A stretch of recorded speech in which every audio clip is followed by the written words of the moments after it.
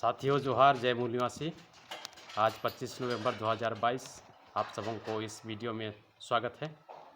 मैं आज इस वीडियो में एक छोटी जानकारी देना चाहूँगा साथियों।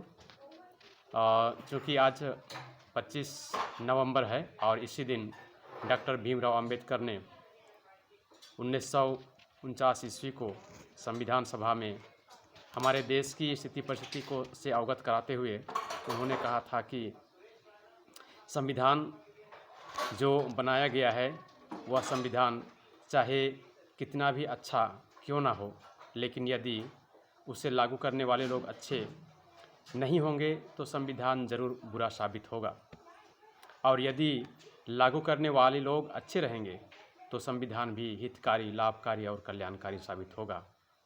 और इसीलिए साथियों, यह संविधान आज जो देश में शासन व्यवस्था चल रहा है संविधान के माध्यम से, और संविधान की व्यवस्था किस प्रकार चल रही है, आज 72 साल हो गए संविधान को लागू हुए, और आज हम देश की स्थिति को इस प्रकार देख रहे हैं कि हमारा संविधान पूर्ण रूप से लागू नहीं हो सका है।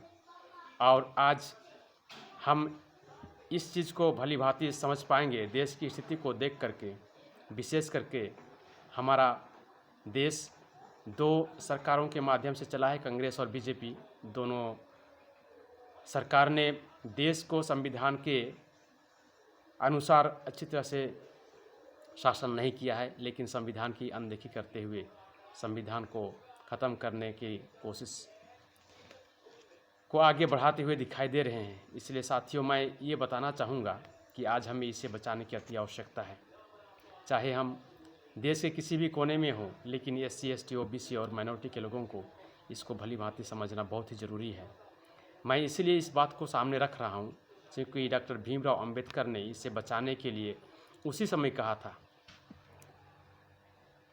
25 नवंबर 1949 ईस्वी को संविधान सभा की आखिरी संबोधन भाषण में उन्होंने कहा था, आज हमें रक्त की अंतिम बूंद बहाकर भी आज़ादी की रक्षा करनी चाहिए। यदि हम लोकतंत्र स्थापित करना चाहते हैं तो अपने सामाजिक व आर्थिक उद्देश्य संवैधानिक रास्ते से ही प्राप्त करने चाहिए, हिंसात्मक मार्ग से नहीं, क्योंकि संविधान से बाहर का मार्ग केवल अराजकता की ओर ले जाएगा। और आज यही हो रहा है हमारे साथ साथियों। इसलिए हमें आज हमारे साथ में जो स्थिति परिस्थितियाँ हैं उसको हम समझने का कोशिश करेंगे, क्योंकि आज हमारे देश में भाईचारे की भावना की भारी कमी है। और इसलिए हम जिस जाति भेद में जीवन जी रहे हैं, हमारे सामाजिक जीवन में अलग अलग फूट पैदा करता है साथियों। इसलिए आज उस जात पात के जाति भेद को मिटाकर हम भारतीय सामाजिक व सामाजिक मानसिक रूप से एक नया राष्ट्र बनाएंगे। जातियां राष्ट्र विरोधियां हैं, इसलिए हम जातियों को ना मान करके हम ST SC OBC और माइनॉरिटी के लोगों का जो DNA टेस्ट हुआ है उसके अनुसार हम एक हैं, एक वंशज के लोग हैं। इसलिए साथियों, आज हमें इसको समझना है।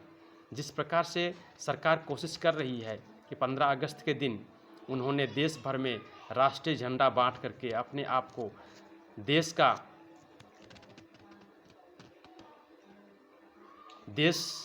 का एक भक्त बता करके उन्होंने कोशिश किया कि हम देशभक्त हैं, इसलिए हम घर घर में राष्ट्रीय झंडा फहराएंगे।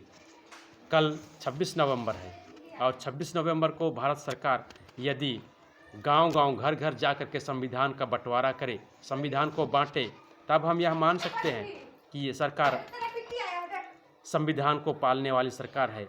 और इसको जानकारी देने के लिए उसको कोशिश करना चाहिए। क्या हम उस चीज़ को देख पाएंगे?